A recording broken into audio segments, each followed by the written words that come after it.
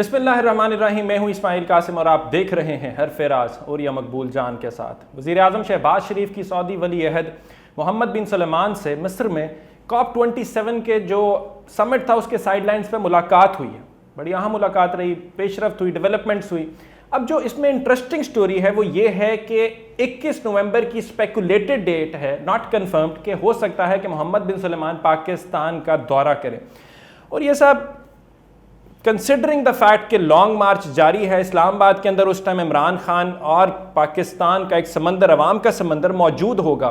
क्या ये वही सूरत हाल, प्रोपेगेंडा तो नहीं करवाया जाएगा कि जी लास्ट टाइम CPEC की इन्वेस्टमेंट आनी थी, चीनी सदर ने आना था तो इमरान खान की वजह से ख़त्म हो गया। सेकेंड, एक तो ये बड़ी इंपॉर्टेंट पॉइंट है कि डेट्स आपको कैसी नज़र आ रही हैं, और दूसरा ये चीज़ कि कंसिडरिंग द फैक्ट कि अमरीका के साथ तो इस टाइम एक टसल चल रही है सऊदीया की, तो इस मोमेंट्स के ऊपर कैसे देखते हैं? वैसे चीनी सदर का तो बिल्कुल बहाना था। चीनी सदर की मीटिंग लाहौर में हो सकती थी। 1.5 किलोमीटर पे, इसलिए मैंने प्रोपेगेंडा का लफ्ज़ इस्तेमाल किया। 1.5 किलोमीटर पे इमरान खान बैठा हुआ था। बाकी जो इतने लाख किलोमीटर पाकिस्तान का रकबा, में चीनी सदर कहीं भी नहीं आ सकता था। चीनी सदर ने क्या इस्लामाबाद की किसी खास फरमाइश की थी कि मुझे फ़लाँ जगह पे अपना उस मेज़ के ऊपर मैं बैठूंगा, वरना मैं नहीं बैठता हूँ, या फ़लाँ हेड टेबल जो होगी वो मेरे लिए, फ़लाँ रेस्टोरेंट में खाना खाऊंगा तब मैं। हो सकता है मेज़ का मसला ना, मेज़ के ऊपर बैठे हुए बंदे का मैं मसला आपको याद, मुझे अच्छी तरह याद है, डेन ज़ियाओपिंग यहाँ पर आए थे। मैंने बाकायदा 2 जगह, एक तो शालामार, उनको खुद तकरीबन 1 घंटा उनका टूर था, मैं खुद उसको साथ उनके साथ उनको ब्रीफ करता जा रहा था। परेज़ इस वक्त वज़ीर आला थे, और फिर उसके बाद नीचे हजूम था पब्लिक, और डेन ज़ियाओपिंग जो थे वो अचानक उसने कहा कि मैं नीचे जाऊँगा, तो पब्लिक में चला गया। वो बड़ा शोर मच गया था कि उसको सिक्योरिटी का क्या मसला होगा। ये सूरत हाल थी। मुशर्रफ दौर की बात कर रहा हूँ मैं, 2004 या 5 की बात है। उसके बाद वो यहाँ पर खाना था बादशाह मस्जिद। अब उसमें हैरान देखें कि बादशाह मस्जिद खाना था, रात को डिनर था। रात को उसने कहा कि मैं बादशाह मस्जिद देखनी है। अब अंदर अंधेरे में डेन ज़ियाओपिंग को लेके जाना, आप सोचे क्या सूरत हाल होगी। ठीक, लेकिन हम लेके गए, वो एक पूरी सी सर्च लाइट लगा के, सारा कुछ हाथों में लाइटें पकड़ के, और रात के वक्त उसको लेके जाना पड़ गया। तो कोई मसला नहीं था, वो तो ऐसे ही बहाना बनाया हुआ है कि वो आ रहा था तो रुक गया तो उसने कैंसिल कर दिया। उसके बाद एलसी वहाँ क्यों गया था, उसके बाद फ़ौरन, मतलब ये था कि आ ही नहीं रहा था। इन्होंने बेसिकली अपने आप को, अब ये जो इसका मोहम्मद बिन सलमान का मामला है, मोहम्मद बिन सलमान जो है उसका दौरा ना तो सिर्फ सऊदी एम्बेसी ने कन्फर्म किया ना कोई और। ये जो दौरे होते हैं ना, कई महीने पहले प्लान होते हैं, ये अचानक नहीं होते कि आप यहाँ पर आ जाएँ और आके यहाँ को उसने को आके यहाँ कोई चीज़ें विजिट करके तो नहीं जाना, शॉपिंग करके तो नहीं जाना होता, या कुछ तोहफे लेके आने और तोशा खाने के लिए दे के जाने तो नहीं होते। एडिशनल $4.2 बिलियन का जो पैकेज, बेल आउट पैकेज है, इसकी बेल आउट पैकेज के बारे में खबरें हैं, और खबरें हैं इसहाक डार साहब की हद तक। वजह यह है कि IMF ने यह कहा है कि आप जाओ और अपने यारों से मांग के लाओ। अब यारों से मांगने का मसला यह है कि वो कहते हैं कि IMF जो है जब तक आपको टार्निश रिलीज़ नहीं करेगी हम कुछ नहीं करेंगे। और IMF के पैसे रिलीज़ करने के लिए आपको पहले तो आपको बिजली महंगी करनी पड़ेगी, आपको पेट्रोल महंगा करना पड़ेगा, आपको और टैक्सेस लगाने पड़ेंगे, वो अभी आप लगाने के चक्कर में नहीं है। ठीक, तो IMF जब तक नहीं करता, ना चीन आपको देगा ना सऊदी अरब आपको देगा। अब पहले तो आप IMF को ठीक राजी रुजी करें ना, अब तब आगे बात बढ़ती है। सऊदी अरब जो है वो बेसिकली हमेशा पाकिस्तान में एक रोल अदा करता होता है। 1977 की जब मूवमेंट थी तो सऊदी अरब के एक सफीर थे रियाजुल खतीब, वो बहुत ज़्यादा दौरों पर निकले थे, और कभी वो PNA को मिलते थे, कभी जुल्फ़िकार अली भुट्टो को मिलते थे कि हम दोनों को सुलह करा देंगे ये वो। लेकिन उस वक़्त ये था कि उस वक़्त पाकिस्तान के अंदर फ़ौज जो थी उसकी एक बहुत बड़ी, जिसे कहते हैं न्यूट्रल हैसियत थी। ज़ियाउल हक के दौर में भुट्टो जब आया है तो चूँकि याह्या खान को फ़ौज ने निकाल दिया था, खुद निकाला था, इसलिए याह्या खान के बाद फ़ौज थोड़ी सी अपने टोन डाउन हुई थी, और लोग समझते थे कि भुट्टो जो है बहुत पावरफुल चीज़ है। लेकिन भुट्टो की जब एट्रॉसिटी बढ़ी, अकेले सब कुछ होता रहा। आप देखें भुट्टो ने फ़ौज को भेजा, बलूचिस्तान में फ़ौज गई, फ़ौज वहाँ लड़ी, फ़ौज, और मुझे याद अच्छी तरह कि हमारे दोस्त होते थे वहाँ से, वो बाकायदा ख़त लिखा करते थे कि हमें बलोचों से लड़ाया जा रहा है। मेरी जिसे कहते हैं क्लास फेलो, वो 2nd लेफ्टिनेंट, उस वक्त वो कैप्टन के लेवल पे चले गए होते, थोड़े से सीनियर जो हमारे इलाके के, वो ख़त मुझे अच्छी तरह ख़त याद है उसके 74, 73, 4, 5, 6 के, कि हमें लड़ाया जा रहा है, बलोच हमारे खिलाफ नफरत पैदा करते हैं, इतने लोग हमारे मर रहे हैं, ये भुट्टो से कहें कुछ करें, हम फंस गए। उसके, और जनरल टेका खान ले गया। टेका खान उनका ख़ास आदमी था। टेका खान तो इतना ख़ास आदमी था कि मशरक़ी पाकिस्तान में उसको कसाब कहा जाता था, बुचर। फिर बलूचिस्तान में उसने कसाब कहा था। पीपल पार्टी ने उसको अपना सेक्रेटरी जनरल लगाया था, और पीपल पार्टी ने उसको पंजाब का गवर्नर भी लगाया था। इस हद तक उनको कॉन्फिडेंट था। लेकिन ज़ियाउल हक आखिर परवेल कर गया।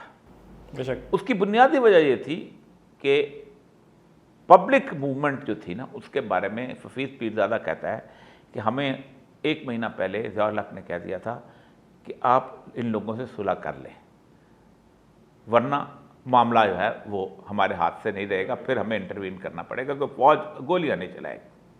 अभी भी जो सूरत हाल ऐसी ही है। लेकिन क्या पाकिस्तान में, अब पाकिस्तान में ये लेवल रहेगा अगर दोनों की रिफ्ट हुई कि फ़ौज अगर आ जाए तो लोग उसे कबूल करेंगे? लेकिन मैं ये समझता हूँ कि फ़ौज शायद उस वक्त लोग उसको कबूल करें कि जब वो बहुत बड़ा खून खराबा ना हो चुका हो। तो अगर तो आप उस तरह का खून खराबा चाहते हैं कि फिर उसके बाद फ़ौज आए, फिर वो भी खून खराबा करे, और तो फिर तो बहुत खौफनाक सूरत हाल है। लेकिन अगर आप उससे पहले चाहते हैं तो फिर इंटरनेशनल इंटरवेंशन के बगैर नहीं होगा।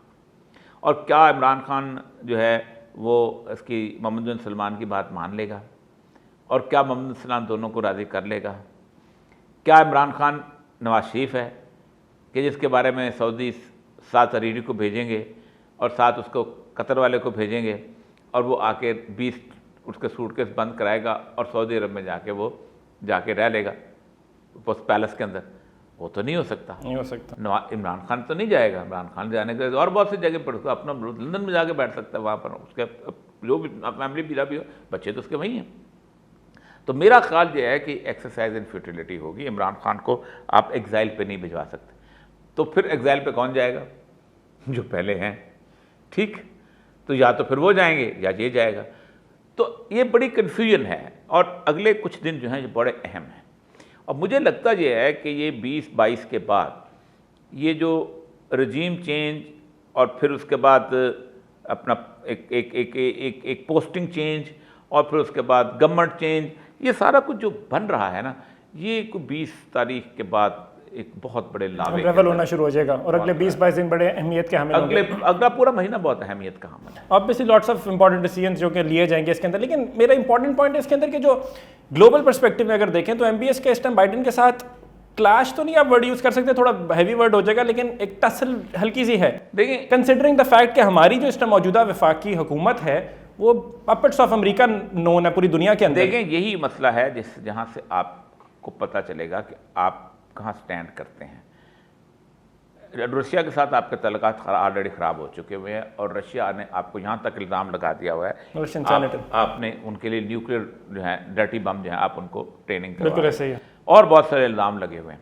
चाइना पीछे रह जाता है, लेकिन चाइना अगर रूस के पीछे ना हो तो रूस कुछ भी नहीं है। चाइनीज़ फोर्स, चाइनीज़ ताकत, चाइनीज़ इकॉनमी, सब कुछ इसके साथ। चाइना ने आपको सऊदी अरब के साथ मिलके एक बिल्टअप करने की कोशिश की है। चाइना चाहता है कि सऊदी ऑयल जो है और सऊदी अरब जो है हमारे साथ हो।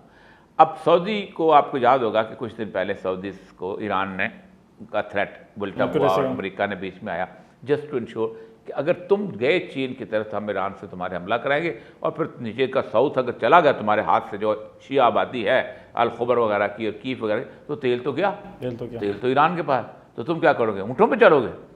तुम क्या करोगे? ये कहाँ से बनाओगे? तो नेओम सिटी कहाँ से बनाओगे? तुम तो नजद के रेगिस्तान में घूमते फिरोगे। तो एक वो थ्रेट हुआ। उसके बाद अब मुझे नहीं लगता कि हमसे ज़्यादा कमज़ोर मोहम्मद बिन सलमान है इस टाइम।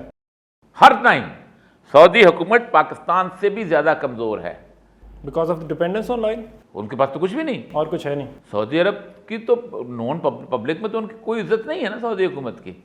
और उसके साथ साथ जितनी भी 20-25 साल के अंदर जो प्रॉक्सीज चल रही हैं, ईरानियन प्रॉक्सीज चल रही हैं, तो मुझे नहीं लगता कि मोहम्मद बिन सलमान को इस तरह का किरदार अदा कर सकता है पाकिस्तान के अंदर। अब तेल देने से वो ज़माना गुजर गया जब मुशर्रफ था और आपने तेल का ब्लैकमेल कर लिया। वो ज़माना गुजर गया जब आपने कह दिया हम डेफर्ड पेमेंट्स जो है वो कर लेंगे। वो ज़माना गुजर गया जब आपने $1.5 अरब दे दिया था। तो अब पाकिस्तान की इकॉनमी अब इस मौत के कैफियत के अंदर है कि आपको अब कोई सहारा दे ही नहीं सकता।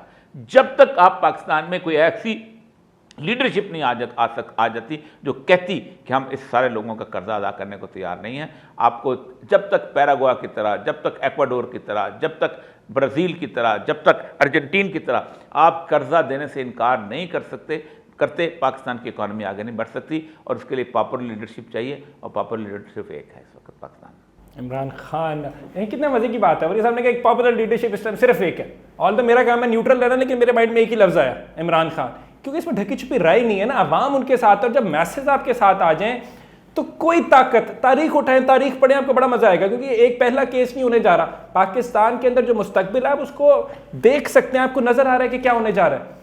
तो अंडरस्टैंड करें कि बड़ी इंटरेस्टिंग टर्न ऑफ इवेंट्स होने जा रहे हैं। एमबीएस की जो यहाँ पे आमद है, स्पेकुलेटेड है, नॉट कंफर्म, लेकिन उससे मुतालिक जितने भी उसके एस्पेक्ट्स हैं मौर्य साहब ने आपको एक्सप्लेन किए हैं। आपकी क्या राय है वो हमें कमेंट सेक्शन में बताएं। मुझे कहते हैं इस्माइल कासिम, इजाजत दीजिए, अल्लाह हाफ़िज़।